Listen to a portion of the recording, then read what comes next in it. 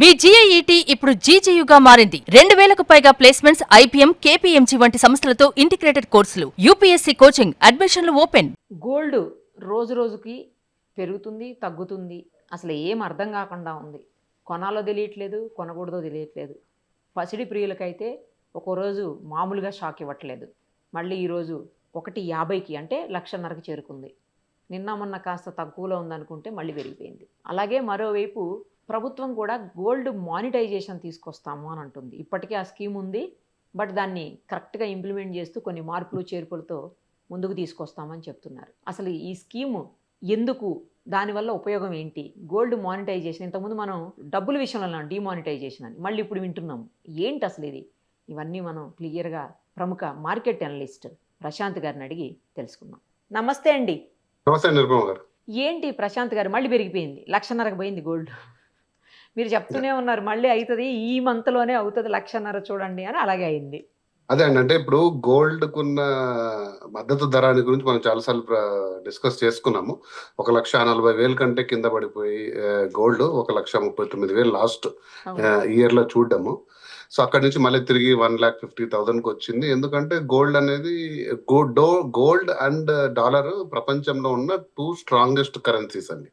దీన్ని బీట్ చేయడం అనేది చాలా కష్టం. ఒకవేళ ఏదైనా పరిస్థితులు, యుద్ధ వాతావరణం వచ్చి ఏదైనా పరిస్థితుల్లో డాలర్ విలువ లేకుండా పోవచ్చుకేమో, కానీ బంగారం అనేది విలువ లేకుండా పోదు. ఎందుకంటే ఇది గత 2-3 వేల సంవత్సరాలుగా, ఒకటి కాదు రెండు కాదు, 200 దేశాలు కూడా తమ యొక్క సెక్యూరిటీ కింద దాచుకున్న నిధులండి. సో కాబట్టి బంగారం అనేది వాల్యూ కానీ వన్నె కానీ ఎప్పుడు కోల్పోదు. కాకపోతే లాస్ట్ 1-2 ఇయర్స్ గా ఏం జరుగుతుందంటే అత్యధికంగా బంగారం అనేది 100% రిటర్న్ రావడంతో ఒక ఇయర్ నుంచి బంగారు కూడా ఒక స్టాక్ మార్కెట్ లో ట్రేడ్ అయ్యే ఫైనాన్షియల్ ఇన్స్ట్రుమెంట్ లాగా కొనడం, అమ్మడం అనేది జరగడం వల్ల ఇంత ఫ్రీక్వెంట్ ఫ్లక్చుయేషన్స్ వస్తున్నాయి.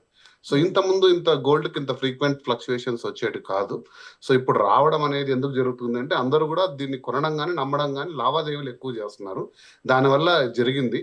అదే మనం డిస్కస్ చేసినట్టు గోల్డ్ మళ్ళీ తిరిగి దాదాపు 170-2 lakhs వెళ్లే రోజులు కూడా ముందులో ఉన్నాయి. ఎందుకంటే ఫెడ్ ఎప్పుడైతే వడ్డీ రేట్లు తగ్గిస్తుందో అక్కడి నుంచి తీసుకొచ్చి నెక్స్ట్ పెట్టేది గోల్డ్ మీద అండి ఇన్వెస్ట్మెంట్. సో కాబట్టి గోల్డ్ అనేది వాచ్ అవుట్. అది ఇండియాలో జరుగుతున్న కారణాల వల్లనో, ప్రధానమంత్రి గారు అప్పీల్ చేసిన కారణాల వల్లనో గోల్డ్ పెరగడం తగ్గడం అనేది లేదు. అంతర్జాతీయ కారణాలు, ముఖ్యంగా అమెరికాలో ఉన్న ఫెడరల్ బ్యాంక్ వాళ్ళు తీసుకునే డెసిషన్స్, వడ్డీ రేట్లు, బాండ్ రిటర్న్స్, ఇలాంటి సంబంధించిన అంశాల మీద రేట్లు మారుతుంటుంది. కాబట్టి మీరు లాంగ్ టర్మ్ పర్స్పెక్టివ్ లో గోల్డ్ నిశ్చింతగా ఇన్వెస్ట్ చేసుకోవడానికి చర్చించాం. సో మీరు ఇంకొక మెయిన్ పాయింట్ ఇక్కడ మాట్లాడారు, గోల్డ్ మానిటైజేషన్ స్కీమ్ అని. దాని గురించి నేను కొన్ని వివరాలు చెప్తాను. ఎందుకంటే చాలా మందికి, నాకు తెలిసి 199 మందికి ఈ స్కీమ్ అనేది ఆల్రెడీ ఉంది. దీన్ని ఎలా ఉపయోగించుకోవాలనేది తెలియదు. దీని విధి విధానాలు ఏంటి, దీని లక్ష్యాలు ఏంటి అనేది ఒకసారి తెలుసుకొని దాని తర్వాత ఏం మారబోతుందో డిస్కస్ చేద్దాం. 2015లో అండి ఆర్బీఐ ప్రవేశపెట్టింది గోల్డ్ మానిటైజేషన్ స్కీమ్. దీని ఉద్దేశం ఏం లేదండి, మీరు ఇంట్లో నిరుపయోగంగా పడిన గోల్డ్, అంటే కడ్డీల రూపంలో చాలా మంది కరిగించి పెట్టుకుంటారు గోల్డ్, లేదా పార్ల రూపంలో బిస్కెట్లు, జస్ట్ ఇన్వెస్ట్మెంట్ కింద. అది మీ ఇంట్లో ఎందుకు పెట్టుకుంటారంటే ఏదైనా అవసరం వచ్చినప్పుడు ఆ రోజు వాల్యూకి అమ్ముకొని మీరు దాని ధర తీసుకోవాలనుకుంటున్నారు. ఎగ్జాక్ట్లీ అదే స్కీము. దీంట్లో 3 లాభాలు చెప్తుంది గవర్నమెంట్. ఏంటంటే మీరు గోల్డ్ మానిటైజేషన్ చేసుకొని మీ దగ్గర ఉండే నిరుపయోగమైన బంగారు, అంటే దీనికి ఏంటి అనేది చెప్తాను, వాటిని మీరు బ్యాంకులో డిపాజిట్ చేసుకుంటే మీరు ఏ రోజైతే వచ్చి తిరిగి దాన్ని తీసుకుంటారో ఆ రోజు ధర మీకు వస్తుంది. మీకు ఇంట్లో లాకర్లో పెట్టుకుంటే లాకర్ ఫీజులు కట్టాలి. సో కాబట్టి అది ఉండదు. 2, వడ్డీ వస్తుంది. పైగా మీకు ఒక 2-2.5% అదనపు వడ్డీ ఎవ్రీ ఇయర్. దాన్ని క్యాలిక్యులేషన్ చేసి ఒక ₹1,00,00,000 పెడితే 2.5 లక్షల మీకు ఒక వడ్డీ రూపంలో వస్తుంది. ఇది కాకుండా ఆ వడ్డీ అనేది కూడా tax free, income tax free. So కాబట్టి ఇన్ని హంగులతో, ఆకర్షణతో దీన్ని ఒక స్కీమ్ ని ప్రవేశపెట్టారు 2015లో. దీంట్లో 3 వెరైటీస్ ఉంటాయండి. ఒకటి వచ్చేసి షార్ట్ టర్మ్ బాండ్స్ అంటారు, షార్ట్ టర్మ్ బ్యాంక్ బాండ్స్ అంటారు, STBD. తర్వాత medium term government bonds, long term government bonds. అంటే 3 years లోపలైతే బ్యాంక్స్ వాటిని తీసుకోవచ్చు.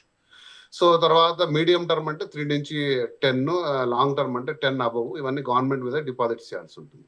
సో మీకు వచ్చే లాభం ఏంటి అంటే, ఆ గోల్డ్ ని కరిగించిన కడ్డీలో, బార్లో మీరు పెట్టారంటే ఈ 99.5 ప్యూరిటీ తో మీకు ఒక సర్టిఫికేట్ ఇష్యూ చేస్తారు. ఓకే, అది మీకు ఆ సర్టిఫికేట్ గవర్నమెంట్ ఇష్యూ చేస్తుంది. Government RBI reserve bank of India ద్వారా బ్యాంకులు ఇష్యూ చేస్తాయి.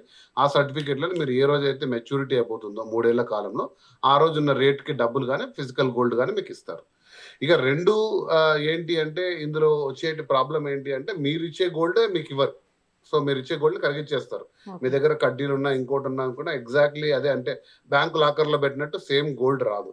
ఇక జ్యువెలరీ ఇచ్చినా కూడా మీరు దాంట్లో ఉండే అన్ని రాళ్ళు ఏవైతే ఉంటాయో వాటిని అన్ని కూడా తీసేసి ఫిజికల్ గోల్డ్ గా కరిగించి దాన్ని సిటిపిసి అంటారు, collection and purity test centre ప్రతి బ్యాంక్ కి అసోసియేట్ అయి ఉంటుంది. ఆ CTPC qualified collection and purity testing centre సిపిటిసిలో వాటిని టెస్ట్ చేసి అంత మొత్తం గోల్డ్ ఉంటేనే దానికి తగ్గట్టుగా మీకు ఇస్తారు. ఫర్ ఎగ్జాంపుల్ 100 గ్రాములు నా దగ్గర మంచి బంగారం ఉందని తీసుకెళ్లారు మీరు, కానీ వాళ్ళ ప్యూరిటీలో 70 గ్రామ్సే తెలియదు అనుకోండి, 70 గ్రామ్స్కే ఇష్యూ చేస్తారు. మినిమం 10 గ్రామ్స్ ఎంతైనా పెట్టుకోవచ్చు. సో మీరు చాలా మంది బంగారం అనేది తాతల తాను నుంచి వచ్చినట్టు, తండ్రుల కాడ నుంచి వచ్చినట్టు ఇంట్లో పెట్టుకొని ఉంటాం ఎప్పుడైనా అవసరాలు, కానీ వాటిని బ్యాంకులో డిపాజిట్ చేయండి అనేది ప్రధాన ఉద్దేశం. కాకపోతే ఇది ఎందుకో సక్సెస్ కాలేదండి. దాదాపు భారతదేశంలో అంటే మనకు ప్రపంచ దేశంలో ఇప్పటి వరకు 2 లక్షల టన్నులు గోల్డ్ మైన్ అయింది మొత్తం గత 4000 సంవత్సరాల్లో. అందులో 25,000 నుంచి 50,000 టన్నులు కేవలం భారతదేశంలో, అందులో రిటైలర్ రూపంలో లేకపోతే ఆలయాలకు సంబంధించిన నిధుల్లో బ్యాంకుల్లోనూ ఉందని ఒక అంచనా, అంటే దాదాపు 1/4. సో మరి ఇంత పెద్ద మొత్తంలో బంగారు నిల్వ ఉండేది, ఇలాంటి ఒక స్కీమ్ పెడితే భారతదేశంలో చాలా మంది గోల్డ్ దీన్ని ఇన్వెస్ట్ చేసుకుంటారు, బ్యాంకుల్లో తెచ్చి మనం ఇంకా ఇంపోర్ట్ చేసుకోవాల్సిన అవసరం రాదు, మనకు డాలర్ల పైన భారం తగ్గుతుంది అనే ఉద్దేశంతో పెడితే దాదాపు మొత్తం మీద కూడా ఒక 5-6 ఏళ్లలో కూడా 50 టన్నులు కూడా ఈ స్కీమ్ ని వాడుకోలేదు. సో మరి అది ప్రజలకు నమ్మకం లేకనా, లేకపోతే వాళ్ళ దగ్గర ఉన్న బంగారు చాలా మంది బ్లాక్ మనీ కింద చూస్తారండి. అంటే చాలా మందికి తెలియదు, భారతదేశం ఐటీ చట్టం ప్రకారంగా, ఇన్కమ్ ట్యాక్స్ యాక్ట్ ప్రకారంగా ఒక మ్యారీడ్ లేడీకి 500 గ్రామ్స్ గోల్డ్ అన్అకౌంట్, అంటే మీరు దాని గురించి చెప్పాల్సిన పని లేదు, తండ్రి ఇచ్చారా తాత ఇచ్చారా 500 గ్రామ్స్, అన్మ్యారీడ్ లేడీ అయితే 100 grams, and each male person కి 100 గ్రామ్స్ వరకు మీరు ఐటీ సోదాలు చేసినా కూడా అంతవరకు సీజ్ చేయకుండా ఆపొచ్చు. ఏ ఐటీ వాళ్ళు వచ్చినా కూడా అంతవరకు. ఆ పైన దానికి మీరు లెక్కలు చూపించాలి, అంటే ఎక్కడి నుంచి ఇది వచ్చింది, ఎక్కడ మీద ఆదాయం అనేది. సో కాబట్టి అంత మొత్తం కంటే ఎక్కువ బంగారు ఉంటే కొంచెం భయపడాలి, అంత మొత్తం లోపల ఉంటే మీరు వచ్చి హ్యాపీగా డిపాజిట్ చేసుకోవచ్చు. మరి ఎందుకో తెలియదు, ఇది రాకపోవడంతో దాన్ని డిస్కంటిన్యూ చేశారు. 2025 మార్చిలో డిస్కంటిన్యూ చేశారు. ఏవి medium term, long term. Short term అంటే 3 years లోపల బంగారు మీ దగ్గర డిపాజిట్ చేసుకోవచ్చు, 1 or 2% ఇంట్రెస్ట్ ఇస్తారు. ఇది చాలా మందికి తెలియదు, బ్యాంకు లాకర్లు వాటి వీటి పెట్టుకుంటారు కానీ. బట్ దాన్ని చెప్పాను కదండి, దాన్ని కేవలం కడ్డీలుగా కరిగించి పెట్టుకోవాలి. సో కాబట్టి ఈ స్కీమ్ ని తిరిగి ఈ ఇయర్ కానీ నెక్స్ట్ ఇయర్ కానీ గవర్నమెంట్ తిరిగి ప్రవేశపెట్టడానికి ఆలోచిస్తున్నారు. ఎందుకు అంటే దాంట్లో మెయిన్ ప్రాబ్లం ఏముంది అంటే ఆ రోజు ఎవరైనా సరే కేవలం బ్యాంకులో మాత్రమే డిపాజిట్ చేయగలరు. ఇప్పుడు మారుతున్న స్కీమ్ లో మెయిన్ ప్రపోజల్ ఏంటంటే ఎనీ జ్యువెలరీ షాప్ వాళ్ళు కూడా దీన్ని తీసుకోవచ్చు. అంటే బంగారు సర్టిఫికేట్స్ ఇష్యూ చేసి మళ్ళీ 2 ఏళ్ళు 3 ఏళ్ళ తర్వాత పోతే అంత మొత్తం బంగారు ఇస్తూ వడ్డీ ఇచ్చేయడానికి బంగారు వీళ్ళు జ్యువెలరీ షాప్స్ కూడా ఆథరైజ్ చేయడానికి ఒక రాబోతుంది. దీనికి 2 కేంద్ర మంత్రులు, జ్యువెలరీ అసోసియేషన్. ఎగ్జాక్ట్లీ, అందుకే మనం చూడాలి విధి విధానాలు. ఎందుకంటే ఇంతకుముందు బ్యాంకులు బంగారు అంటేనే బ్యాంకులు దానికి బ్యాక్డ్ బై ఆర్బీఐ అంత మొత్తం డిపాజిట్లు పెట్టాలండి. ఇప్పుడు మీరు కలెక్ట్ చేసిన గోల్డ్, ఫిజికల్ గోల్డ్ కు ఈక్వలెంట్ అమౌంట్ డిపాజిట్ చేయాలి, చేస్తేనే ఆర్బీఐ బ్యాంక్స్ అలౌ చేస్తుంది మీరు గోల్డ్ డిపాజిట్స్ పే. సో మరి జ్యువెలరీ షాప్స్ కూడా అలాంటిది ఏమన్నా ఉంటుందా, వెసులుబాటు ఉందా? ఎందుకంటే ఎన్బిఎఫ్సిస్ అంటారు కదా, నాన్ బ్యాంకింగ్ ఫైనాన్స్ కార్పొరేషన్స్. ఈ రోజు మనం చాలాసార్లు చర్చించుకున్నాం, డిజిటల్ గోల్డ్ అని ఫోన్ పేలోనో గూగుల్ పేలోనో పేటిఎం లో అమ్ముతున్నారు, దానికి ఆర్బీఐ బ్యాకింగ్ లేదు, అసలు అది వాళ్ళు ఒకసారిగా చేతులు ఎత్తేస్తే ఎటువంటి సిస్టమ్ కూడా లేదు. కాబట్టి ఇప్పుడు రాబోతుంది కేంద్ర మంత్రులతో ఒక కమిటీ వేసి రాబోతున్నాడు, కాబట్టి మనం వెయిట్ చేసి చూడాలి నిర్మల్ గారు. కాకపోతే అనలిస్ట్ గా నా ప్రపోజల్ వేరే ఉంది, బట్ ప్రధానంగా ఇందుకు సంబంధించిన టెక్నికల్ వివరాలు ఇంకో వీడియోలో నేను చాలా వివరంగా చెప్తాను. బట్ ఇది సమరీ, మీ దగ్గర నిరుపయోగమైన బంగారాన్ని పెట్టుకొని మానిటైజ్ చేసుకొని దానికి వడ్డీ పొందండి. ఎప్పుడు కావాలంటే వెళ్ళి, మెచ్యూరిటీ పీరియడ్ ఉంటుంది, మధ్య మధ్యలో ఇవ్వరు. అంటే ఎఫ్డీస్ లాగానే బ్రేక్ చేస్తే ఇంట్రెస్ట్ ఉండదు, మీ అమౌంట్ ఇస్తారు అంతే. సో కాబట్టి తీసుకోండి, మీ బంగారు పెరుగుతున్న రేట్ ని పొందండి, మధ్యలో ఇంట్రెస్ట్ కూడా పొందండి, సెక్యూరిటీ ఉంటుంది, లాకర్ల ఫీజులు ఉండవు అని అంటూ ప్రపోజల్ చేశారు. ఎందుకు అది ఆకర్షణీయంగా కాలేదు, దాన్ని ఎందుకు అనేది మనం తర్వాత చర్చించుకోవచ్చు. అంత బంగారాన్ని డిక్లేర్ చేయడం ఎందుకు అనుకున్నారో, ఇంకోటి అనుకున్నారో. 50,000 టన్నులు అంచనా ఉంటాయి, ఒక 25,000 వేసుకోండి, మన ఇండియాలో ఉంటే 50 టన్నులు కూడా రాలేదు. సో కాబట్టి ఇంపోర్ట్ అవుతూనే ఉంది, మన దేశంపై భారం పడుతూనే ఉంది. డాలర్లో వెచ్చించి మనం 70 బిలియన్ లాస్ట్ ఇయర్ 2025లో 70 బిలియన్లు అంటే మనం ఒక 910,000 బిలియన్ ఇంపోర్ట్ చేసుకుంటే అన్ని రకాలుగా భారతదేశం ఒక 70 to 80 బిలియన్ బంగారు మాత్రమే మనం ఇంపోర్ట్ చేసుకుంటాం. కాబట్టి సో వీటి గురించే ప్రధానంగా ఆలోచించి గవర్నమెంట్ మళ్ళీ ఒక్కసారి దీన్ని ఆకర్షణీయంగా తీసుకొస్తే ఏమన్నా దేశీయంలో ఉన్న బంగారే మనం వాడుకోవచ్చు, ఇంపోర్ట్స్ తగ్గే అవకాశాలు ఉన్నాయనే ఉద్దేశంతో తీసుకొస్తున్నారు. అప్పట్లో డిమానిటైజేషన్ అని డబ్బులు మొత్తం పోయాయి కదండి, కరెన్సీ అంతా బ్యాక్ తీసుకున్నటువంటి పరిస్థితి, పెద్ద నోట్లన్నీ.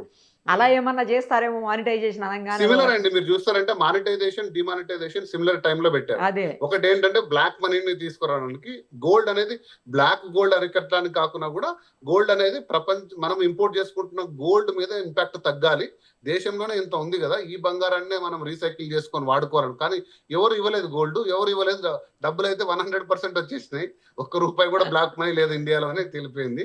సో కాబట్టి రెండు కూడా ఆశాజనకంగా లేవు. మరి ఇప్పుడు రాబోతున్న స్కీమ్ ఏంటంటే గోల్డ్ ఇంపోర్ట్స్ మీద ఫోకస్ పెట్టింది సెంట్రల్ గవర్నమెంట్, తగ్గించాలి ఎలాగైనా సరే. కస్టమ్ డ్యూటీ పెంచారు, తర్వాత ప్రధానమంత్రి గారు నేరుగా అప్పీల్ చేశారు. చాలా మంది కూడా స్వచ్ఛందంగా కూడా చెప్తున్నారు, అయినా కూడా బంగారు కొనడం ఆపట్లేదు, సో అమ్మడం కూడా ఆపట్లేదు. అంటే రీసైకిల్ జరుగుతూ ఉంది. కాబట్టి చూడాలి, మళ్ళీ ఇప్పుడు పెరుగుతున్న తరుణంలో మళ్ళీ కూడా డిమాండ్ పెరుగుతుంది, అందరూ కూడా మళ్ళీ ఇన్వెస్ట్మెంట్ చేసే వైపు వెళ్తారు. సో కాబట్టి చూడాలి నిర్మమ గారు, ఇది స్కీమ్ ఎలా ఉండబోతుంది, విధి విధానాలు ఎలా ఉండబోతున్నాయి, దీంట్లో ఏమైనా ప్రోత్సాహకరంగా ఉంటుందా, మీరు అంటున్నట్టు సెక్యూరిటీ ఏంది, గ్యారంటీ ఏంది, ఇలాంటివి చూస్తే మనము దాని ప్రకారంగా మనం విశ్లేషణ చేసుకోవచ్చు, అందరు కూడా నిర్ణయాలు తీసుకోవచ్చు. బట్ కాకపోతే వీటన్నిటికంటే ఇంపార్టెంట్ మనకు ఎప్పటి నుంచో ఉండేది సావరిన్ గోల్డ్ బాండ్స్ అంటారండి. అంటే బాండ్స్ ఇష్యూ చేసేవారు, అంటే బంగారు కొనాలంటే ఫిజికల్ కొనకుండా ఆ బాండ్ కొంటే ఈ రోజు రేటు మళ్ళీ అమ్మిన రోజు రేటుకి మనకు మధ్యలో వడ్డీ ఇచ్చేవాళ్ళు. సో బంగారు రేటుకు తగ్గట్టే మనము అంటే ఈ బూలియన్ మార్కెట్ లో స్టాక్ మార్కెట్ లోకి వెళ్ళి గోల్డ్ షేర్స్ కొనడం కంటే కూడా ఈ sovereign gold bond RBI issue చేసేది. సో అది స్టాప్ చేశారు. దాన్ని తిరిగి తీసుకొస్తే బహుశా చాలా మంది ఇంట్రెస్ట్ చూపించచ్చు, ఎందుకంటే దానికి కూడా 7 years మెచ్యూరిటీ ఉంటుంది, ఇయర్లీ 2.5% ఇంట్రెస్ట్ ఉంటుంది, తర్వాత దాని మీద వచ్చే వడ్డీ ట్యాక్స్ ఫ్రీ. సో ఇలా ఉంటున్నప్పుడు బంగారు చూస్తే మీరు 1 year లో 2 year లో డబుల్ అయింది. సో 5 years లో 10 years లో బహుశా ట్రిపుల్ కావచ్చు. సో హ్యాపీగా ఒక 10 లక్షలు 20 లక్షలు పెట్టుబడి పెట్టి అన్నిటికంటే ఎక్కువ ఆదాయం పొందే మార్గాలు సావరిన్ గోల్డ్ బాండ్ లో ఉన్నప్పుడు ఫిజికల్ గోల్డ్ తీసుకొని మళ్ళీ దాన్ని లాకర్ లో పెట్టి దాని గురించి ఇంత పెట్టే బదులు గోల్డ్ బాండ్స్ మళ్ళీ తిరిగి తీసుకొస్తే గవర్నమెంట్ వీటన్నిటికంటే ఎక్కువ, అంటే అప్పుడు గోల్డ్ ఎవరు కొనాలన్న ఆసక్తి ఉండదు, దాని మీద మనకు వచ్చే ప్రయోజనం పొందుతున్నప్పుడు ఫిజికల్ గోల్డ్ ఇంపోర్ట్ డిమాండ్ తగ్గిపోతుంది. సో తిరిగి దాన్ని కూడా ప్రవేశపెట్టాలనేది నేను ప్రధానంగా చాలా చోట్ల కూడా చర్చించాను ఈ డిస్కషన్ వచ్చినప్పుడు.